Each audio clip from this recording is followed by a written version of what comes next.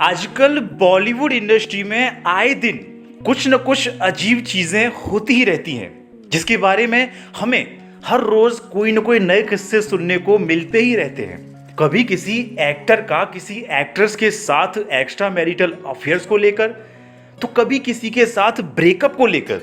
लेकिन आज बॉलीवुड बास्केट में मैं आपको एक ऐसी ब्यूटी क्वीन के बारे में बताऊंगा जिसकी कहानी में एक्स्ट्रा मैरिटल अफेयर्स भी हैं, मैरिज भी है और ब्रेकअप भी है, और एक ऐसा रिश्ता भी है जिसके बारे में सुनकर आपको शायद मेरी बातों पर यकीन भी ना हो। आखिर कौन है वो एक्ट्रेस, क्या है उसकी कहानी, जानने के लिए आज का शो लास्ट तक जरूर देखें। मनीष तिवारी के साथ मैं हूं विक्रांत और आप देख रहे हैं Bollywood basket the news room पर। आज के शो में हम आपको बता रहे हैं कि विधवा होने के बाद भी मांग में सिंदूर भरने वाली बॉलीवुड की उमराव जान रेखा के बारे में।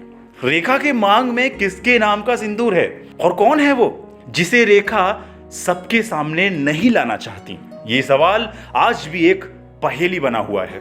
66 वर्ष की उम्र हो जाने के बाद भी रेखा जी आज भी किसी हसीना से कम नहीं लगती हैं। पर्दे पर उनको देखकर आज भी कई बूढ़े और अधेड़ जवान आहें भरने लगते हैं। शेषनाग मूवी में इच्छाधारी नागिन के रोल को देखकर, रेखा जी की नशीली अदाओं को देखकर कई जवान मर्दों की धड़कनें ऐसे तेज हो गई थी मानो उनके शरीर पर कोई सांप लौट रहा हो। रेखा जब भी किसी पार्टी या शो में दिखती हैं तब हमेशा उनके चेहरे पर एक प्यारी सी मुस्कान नजर आती है, लेकिन वो मुस्कान असली है या अपने गम को दुनिया से छुपाने के लिए रेखा जी ने यह आसान सा तरीका अपना रखा है। फिल्म इंडस्ट्री में पर्दे पर रेखा जी भले ही सफल रही हैं, लेकिन अपनी पर्सनल लाइफ में उन्होंने बहुत दुख देखा है, बहुत कुछ झेला है। पर्सनल लाइफ में उनके कई लोगों के साथ अफेयर्स रहे, लेकिन किसी के भी साथ उनका रिश्ता ज्यादा दिन नहीं चला। आज के शो में जानते हैं कि उनकी रील और कुछ रियल लाइफ की कहानी।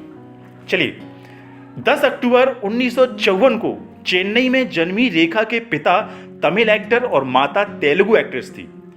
रेखा जी का पूरा नाम भानु रेखा गणेशन है। जब रेखा जी का जन्म हुआ तब उनके माता पिता की शादी नहीं हुई थी। चाइल्ड एक्ट्रेस के रूप में अपनी जर्नी को शुरू करने वाली रेखा ने अपने फिल्मी करियर में 180 से ऊपर फिल्में की हैं, जिनमें से सावन भादो, मुकद्दर का सिकंदर, सुहाग, खूबसूरत, सिलसिला, उमराव जान, खिलाड़ियों का खिलाड़ी और कोई मिल गया जैसी बड़ी फिल्में भी शामिल हैं। रेखा जी को पर्दे पर उनके बेहतरीन प्रदर्शन के लिए 3 फिल्म फेयर अवार्ड और एक नेशनल अवार्ड से सम्मानित किया जा चुका है। रेखा जी को इंडियन गवर्नमेंट की तरफ से पद्मश्री का सम्मान भी मिल चुका है। रेखा जी राज्यसभा की एक सदस्य भी हैं, जहां पर कई दिनों तक ना जाने के कारण आए दिन उनके इस्तीफे की मांग भी उठती रहती है। जवानी के दिनों में रेखा अपने अफेयर्स को लेकर काफी चर्चा में रही हैं। 2 अनजाने की शूटिंग के दौरान रेखा अमिताभ बच्चन को अपना दिल दे बैठी। अमिताभ बच्चन पहले से ही जया बच्चन के साथ शादीशुदा थे, इसलिए रेखा जी की प्रेम कहानी अधूरी रह गई। अमिताभ बच्चन के शादीशुदा होने के बाद भी रेखा मन ही मन उनको चाहती रही, और सिलसिला मूवी में रेखा ने अमिताभ की पूर्व प्रेमिका के रोल को पर्दे पर इस तरह उतारा कि लोगों को सिलसिला एक फिल्म नहीं बल्कि अमिताभ, रेखा और जया के ट्रायंगल की असली कहानी लगी। कहा तो यह भी जाता है कि इस फिल्म के बाद जया बच्चन ने अमित जी को रेखा के साथ काम करने से रोक ही लगा दी। उसके बाद जमीन और आसमान फिल्म में संजय दत्त के साथ काम करते करते संजय दत्त के साथ भी उनका नाम जोड़ा गया। खबर तो यह भी आई थी कि संजय दत्त से उन्होंने चुपचाप शादी कर ली थी, लेकिन जैसा कि संजू मूवी में दिखाया गया है, संजय दत्त कभी किसी एक लड़की के साथ रिश्ते में नहीं रहे, तो रेखा जी के साथ उनका ये भी रिश्ता ज्यादा दिन नहीं चला। प्यार में धोखा खाने के बाद 1990 में रेखा ने बिजनेसमैन मुकेश अग्रवाल से शादी कर ली, लेकिन इस रिश्ते को भी पता नहीं किसकी नजर लग गई और शादी के 1 साल बाद मुकेश ने बिना किसी पर इल्जाम लगाए सुसाइड नोट छोड़कर रेखा जी के दुपट्टे से फांसी लगा ली और रेखा जी एक बार फिर से अकेली पड़ गई। अब 1993 में रेखा का नाम एक बार फिर से उनके रिश्ते को लेकर चर्चा में आया। मीडिया में यह खबर बहुत चर्चा में रही कि रेखा ने बॉलीवुड के हैंडसम अभिनेता विनोद मेहरा से चुपचाप शादी कर ली।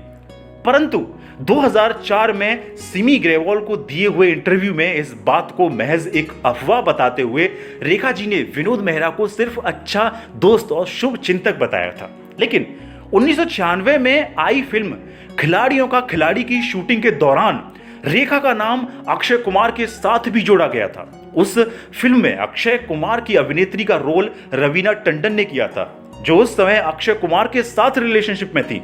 कहा तो यह भी जाता है कि रवीना टंडन ने अक्षय कुमार को रेखा के साथ रंगे हाथों पकड़ लिया था और उसी वजह से रवीना ने अक्की से ब्रेकअप कर लिया। उसके बाद अक्षय कुमार ट्विंकल खन्ना के साथ शादी करके अपनी लाइफ में आगे बढ़ते गए। रेखा के जिस जिस इंसान के साथ अफेयर्स रहे हैं, या तो वह इस दुनिया में नहीं रहा या फिर अपनी पार्टनर के साथ अलग लाइफ बिता रहे हैं। ऐसे में एक सवाल सभी के दिमाग में आ जाता है कि जब रेखा किसी के साथ रिलेशनशिप में नहीं है तो वह आज भी किसके नाम का सिंदूर लगाती है।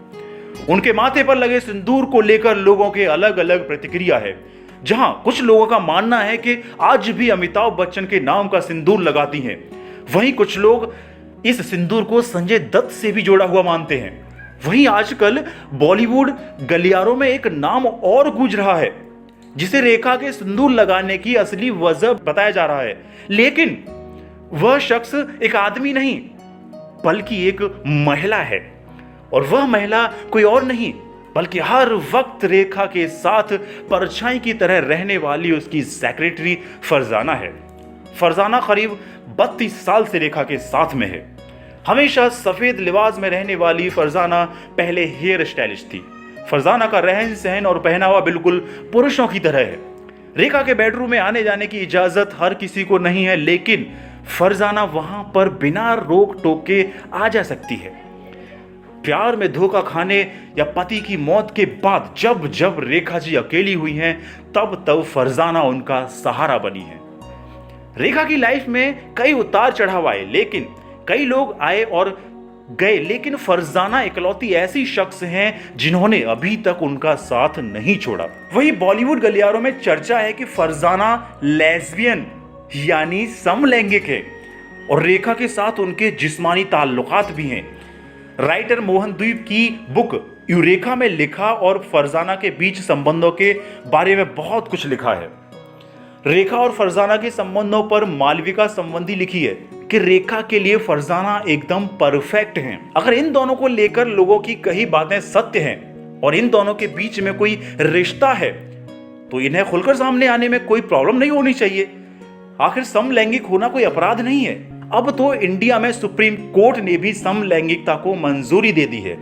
वैसे बॉलीवुड इंडस्ट्री में करण जौहर जैसे कई बड़े बड़े सेलिब्रिटीज मीडिया के सामने अपने समलैंगिक होने के बारे में एक्सेप्ट भी कर चुके हैं, लेकिन फिर भी कई सारे कलाकार अपनी करियर और फ्यूचर को देखते हुए अपने रिश्ते को छुपाते रहते हैं। शायद रेखा जी भी ने संबंधों को दुनिया के सामने नहीं लाना चाहती, इसलिए उन्होंने अपने सिंदूर को आज भी एक राज बनाकर रखा है। वैसे रेखा जी के विचारों में आपका क्या कहना है, हमें कमेंट बॉक्स में जरूर बताएं। अगर आपको भी वीडियो पसंद आए हो तो प्लीज इसे लाइक कीजिए, शेयर कीजिए और देश और दुनिया की और भी खबरें जानने के लिए हमारे चैनल को सब्सक्राइब कीजिए और देखते रहिए the news room digital India का डिजिटल चैनल।